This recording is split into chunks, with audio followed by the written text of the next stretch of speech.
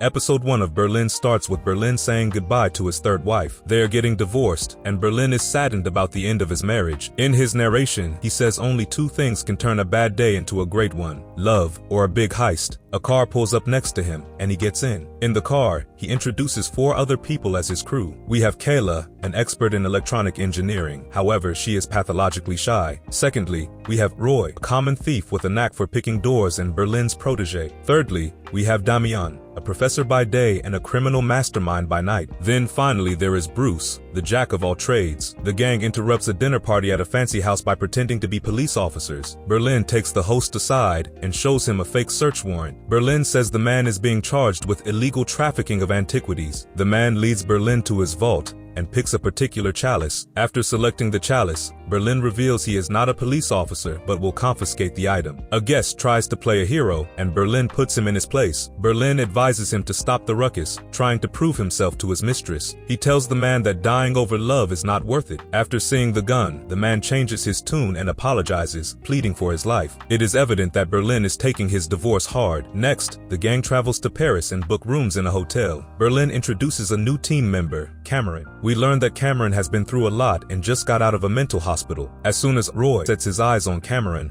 we can tell he fancies her. Even Berlin notices and warns the young man to maintain a platonic relationship with Cameron. He also tasks Roy with watching over the beautiful lady.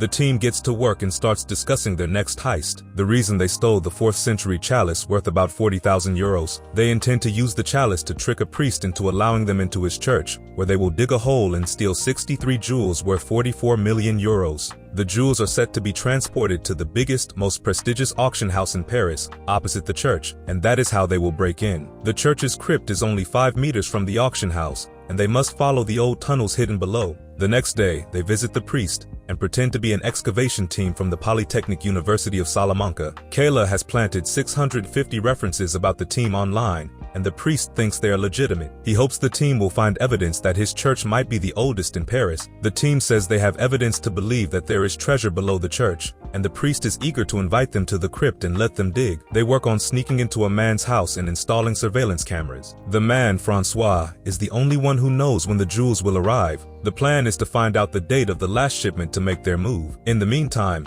their hotel is right opposite Francois' house, and using secret surveillance, they hope to learn more details about the shipment. After breaking into the house and installing the hidden surveillance camera, the teams wait at the hotel. Roy tries to get close to Cameron, but fails as she sees him as Berlin's lapdog. Meanwhile, Bruce and Kayla bury the chalice in the church to make it look like they uncovered an antique under the church. Based on their conversation, Bruce is a player, and Kayla doesn't appreciate his easygoing nature when it comes to sex. Concurrently, Berlin shares his frustration and disappointment over his divorce with Damian. Damian is married and believes Berlin has yet to find the right person. The two stay up to watch Francois, and this is when Berlin starts getting infatuated with the man's wife. He follows her to a bar and listens to her singing. Later, he confides in Damian that he met someone, and the latter warns him not to complicate matters by starting an affair with their target's wife. The following morning, they trick the priest into believing they found the chalice under the crypt, and he gives them his blessings to dig further. Berlin recruits Roy's help to rope in Camille, his new infatuation. However, she plays coy, making Berlin second-guess himself. On the other hand, the priest asks for the chalice to take back to Spain and show the university dean about his team's great work. Damian is flustered by this request and tries to dissuade the priest. However,